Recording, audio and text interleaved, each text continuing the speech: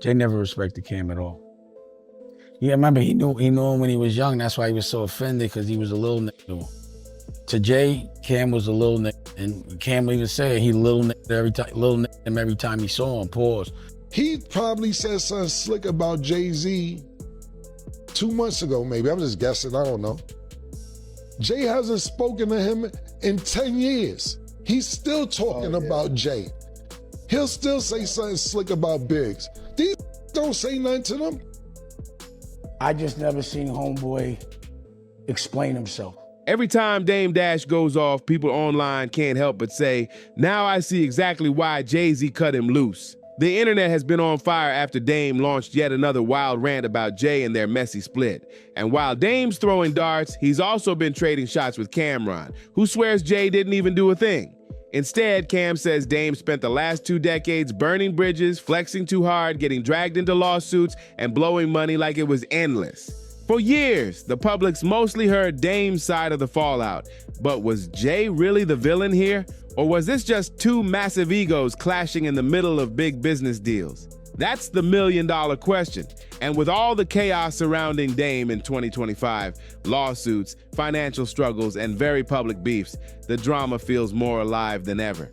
So let's get into it, because the latest headlines are wild. Jay-Z, what do you regret about y'all situation? Do you think it should have been more? You think you guys could have had more together? Yeah, all that. But we were friends, so I just was more hurt as a friend. Like, how would you feel if your brother just betrayed you for money? Dame has been trending everywhere lately, but not because of a music comeback or some savvy business move. Nope, court records reveal he just filed for Chapter 7 bankruptcy, claiming he owes a jaw-dropping $25 million while only having about $4,000 to his name. Imagine that. The man once calling himself a mogul, now saying he's basically broke and forced to start fresh from scratch. Dame Dash dropped bombshell details in his bankruptcy filing. He listed his monthly income as 0. He claims he doesn't even own a car or any electronics besides a $500 cell phone. When you add up his personal belongings, 2 guns, some clothes, that phone, and a measly $100 in cash, it all comes out to just a little over $4,000 for a man who once lived like a king. That's shocking, but the real weight is in the debts. Court docs show Dame owes more than $647,000 in domestic support and a staggering $19 million in back taxes and other obligations. He's on the hook to his ex-wife, Rachel Roy, mother of his daughters Ava and Tallulah, plus 2 more exes, Cindy Morales, who had his son Lucky, and Linda Williams, mother of his son Boogie. That's 3 households tied up in Dame's financial mess. And it doesn't stop there. Dame's drowning in lawsuits too, with one of the biggest being a $4 million defamation judgment owed to filmmaker Josh Weber. Remember their fight over the 2019 movie Dear Frank? Dame trashed him publicly, accusing him of stealing, and a court ruled it was defamation. Dame hasn't paid a dime yet, insisting he was just exercising free speech. In his words, what I lost was defamation because these guys trigger me and steal my ish. You think there's freedom of speech? It's really not. Now add Cam'ron into the chaos. Dame's been throwing shots online and things just got crazier. He threatened to sue Cam for defamation too. The filing accuses Cam of harassment, business disparagement, tortious interference, unjust enrichment, and even a pattern of historic sabotage. And get this, Dame's demand is a jaw-dropping $300 million. He even shared a screenshot of the formal demand letter with a heated caption, "I never hustled with Cameron. He's a civilian, but he's effing with my family office, and he has now made my wife and 2 of my sons uncomfortable. I would never do anything, and I don't want anyone who loves me to do anything violent, so this is the only way I can handle this." Dame Dash compared his fallout with Cam'ron to The Godfather. He said, "So this is my version of how The Godfather handled Fredo. I knew it was gonna be one of my brothers. I just didn't know it was gonna be you, bro. And that does make me sad. We'll just have to let a judge decide like businessmen, and I don't find it funny." That's cold, but here's the twist. While drowning in lawsuits and bankruptcy filings, Dame is still out here doing interviews and stirring the pot. He just sat down with Art of Dialogue and dragged Jay-Z right back into the mess with Cam. Jay never respected Cam at all. Yeah, remember he knew him when he was young. That's why he was so offended, because he was a little nigga. To Jay, Cam was a little nigga, and Cam even said he little nigga every time he saw him. Pause. You see, he called him an earner. I was like, this nigga's funny, man. You know, because I was trying to squash the beef, and he's like, all right, just tell him. I was saying he makes money for us. Like, how could you wouldn't be mad? You just got to. She's like, okay. So he goes on the radio. Oh, he's a good earner. And Cam was hot. I was kind of laughing, because he was a good earner. Yeah, you're a good earner, Cameo. You were a good earner, but you fucked up on purpose, and then you gonna fuck with my kids. So can't be mad. I don't think you tried. You missed. You're stugats. You know, that's what I ain't gonna get into it, but yeah, he's a stugats. When someone does that, like when someone like me, and I ain't gonna say who, because I don't want to get into it, but when it be people that would violate like our honor code, we would call them a stugats. So we'd be like, he's a stugats. So that we know what a stugats means amongst us. A stugats is someone that breaks the honor code. And, you know, Cam to me now is a stugats. Like, yeah, he's a stugats. He turned out to be a stugats, you know, one of those. But, like, truthfully, Cam could never quit Jay as a rapper. Tell a little bit. The question everybody's asking is simple. Why can't Dame let Hav go when Jay has been ignoring him for years? Jay's answer? Entitlement. According to him, people like Dame aren't angry because they were betrayed. They're angry because they think he owes them something. Yeah, people's gripe against me, it's always about what I didn't do for them. They don't say I did anything to them. They said I didn't do something for them. And the receipts back Jay up. He actually tried to buy his masters back from Dame for $3 million, but Dame refused, bragging they were worth $10 million.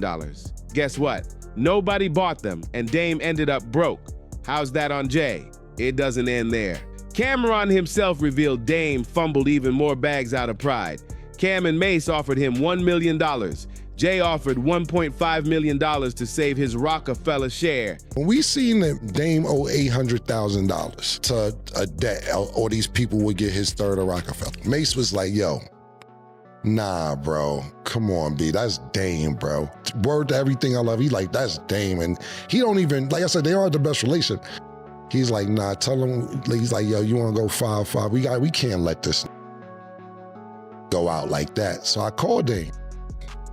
I say, yo, Mace wanna help out. So he's like, we got $1 million. He's like, well, I don't know, because young boy NBA called me up, he got $2 million. We like, all right, cool. Like, we just wanted to get you out the news for looking bad. So I guess the young boy NBA thing fell out. So Mace called back the next day. Yo, see what he wanna do. He like, yo, just wait on it. I might got another deal. So Mace like, yo, bro, he said, you got $1 million today in your account today. Hold on, I might got a deal for $6 million. I'm like, all right, cool. Dame waits 3 weeks to call back and says, yo, what's up? What's up, y'all wanna bust that move? So when I called Beth back, Beth like, nah, man, the deal's off. We ain't doing it, he waited 3 weeks. So I said, Dame, Mace ain't picking up. I just said like that, I said, I don't think he wanna do it. He tries to use reverse psychology on me and be like, oh, you gotta wait for that nigga to bust a move. Oh, you can't bust your own moves, I feel you. I feel you can't bust your own moves. No, I can't, Dame. I can't bust my own moves. I'm not feeding into that. No, I can't. I had 500,000, Mace had 500,000. And no, I don't have $1 million to give you for that, because the thing about it was this. Jay-Z offered him $1.5 million for the third, before anybody. For the other third of Roc-A-Fella, he got offered $1.5 million from Jay-Z or Biggs or whoever, or a combination.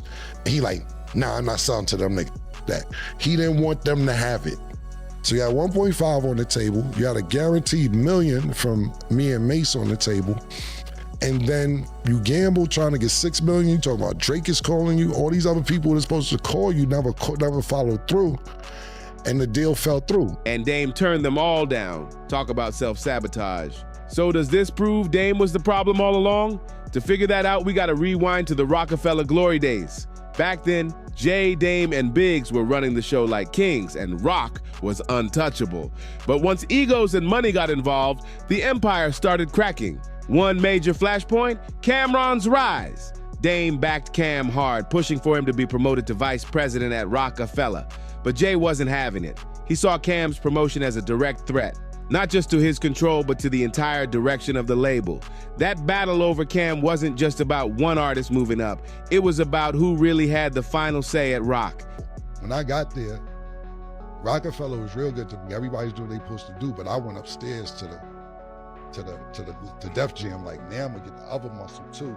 And nobody at Roc-A-Fella ever did that. And I just think that I was doing that other artists at Roc-A-Fella never did, and I don't know if Jay-Z liked it or not. A lot of it played into when Dame said that he wanted to make me like the president or vice president of Roc-A-Fella. I kind of was speeding and went on TV and talked about it when Jay-Z was on vacation, and I don't think when Jay-Z came back, he liked that. And, you know, they was giving me little side eyes and so on and so forth, to where some of my verses got erased off certain artists like P.D. Crack, and I erased his verse off. And that's where the fractures started showing. On top of all that, Dame and Jay never even shared the same vision for Roc-A-Fella. Dame swore he was all about the culture, keeping the label raw, authentic, and tied to the streets. Jay, on the other hand, was thinking way bigger. Mainstream deals, corporate partnerships, Roc-owned ventures, and building an empire that could outlive the hood. Two completely different playbooks, and only one could win. By the mid-2000s, the clash hit a boiling point. Dame accused Jay of scheming behind his back, pushing him out of power and cutting slick deals without him. Jay stayed cool in public, letting the business moves do the talking. But Dame kept venting, claiming Jay straight up betrayed him by teaming with former Def Jam president Leor Cohen. According to Dame, Leor whispered in Jay's ear and planted the idea to blow up Roc-A-Fella from the inside. The question that was asked was, are you the reason why Dame and Jay aren't cool? He's the person that told Jay, I'll do a deal with you with or without Dame Dash or Biggs. And he's the one that advised him based on what Steve Stout told me and based on what Irv Gotti told me, that was like, yo, why would you split it three ways if you could just do it yourself? Did you hear his response to that question? Nah, I just heard about it, to be honest. I wanted to know what you thought about what he said, so I'm gonna tell you what he said. Not like long question, but for hip hop people, it always pops up. Is Leor the reason Jay-Z and Dame Dash is not together? Absolutely not. Okay, that's just like, if Leor was the reason, then they never were together in the first place. Okay, right?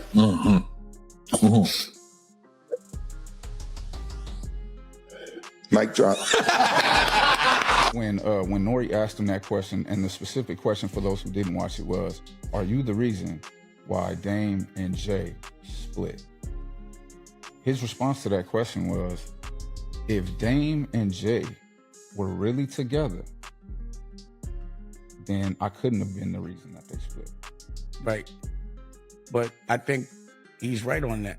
But I do think there could have been more of an elaborate answer. Are you the one that showcased that? Did you give him the option? Did you push him, make him aware of what he could do and that what you would support?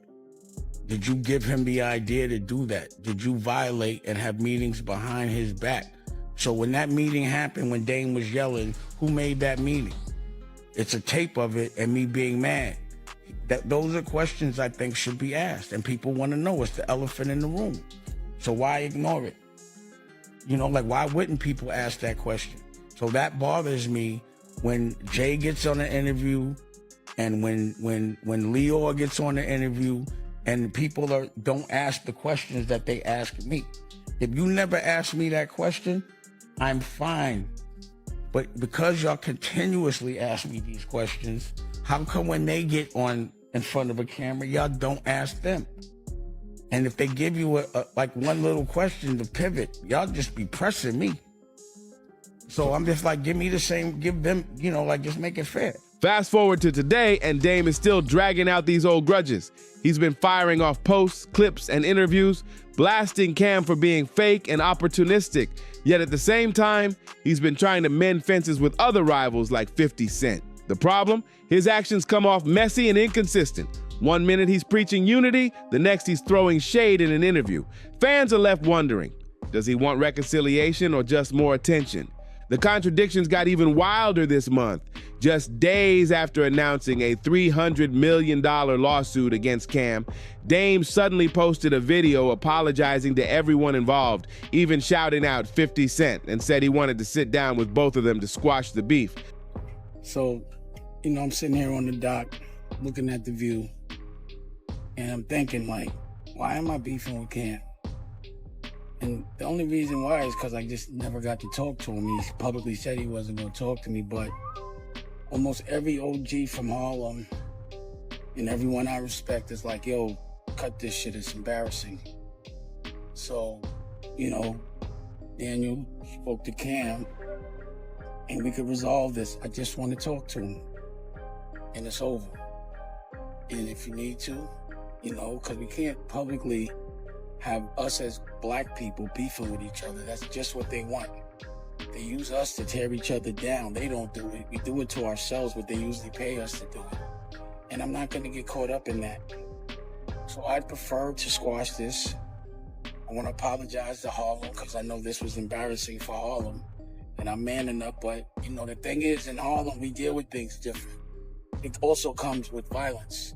And I can't be violent and I won't be violent. And I don't want any of my friends to be violent.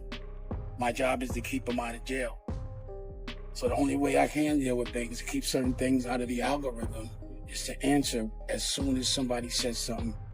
And my version of violence is just lawsuits. If I could take it to the streets, I would, but we can't. And the Italian Godfather, part 2, he killed his brother. The black Godfather don't kill his brother. He teaches his brother. So, again, if y'all want to sit down and work it out, I don't even want to be a part of that project that y'all doing. I don't really understand what it is.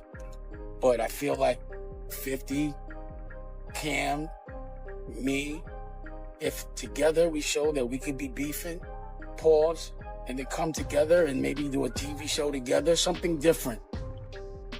Or a movie or something, just showing the world that we can work together. And we would prove everyone wrong. They love us tearing each other down, and I'm not doing that shit. And I apologize to my OGs for embarrassing y'all. But I just wanted to talk to him. And he finally talked to, he finally replied when I hit him with the lawsuit, and I was like, man, now go talk to Daniel.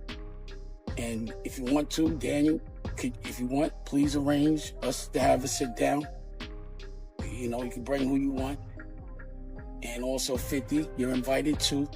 But instead of us talking about each other on fucking social media like clowns, let's sit down and talk like real men. Let's take this off the street. The street right now is the internet, and this shit is corny. So I don't want to fight with y'all no more. But 50 wasted no time clowning him. He wrote, I agree with Dame 100%. It's better to work together. We should sit down and figure out how to move forward. I believe we can create a path to more.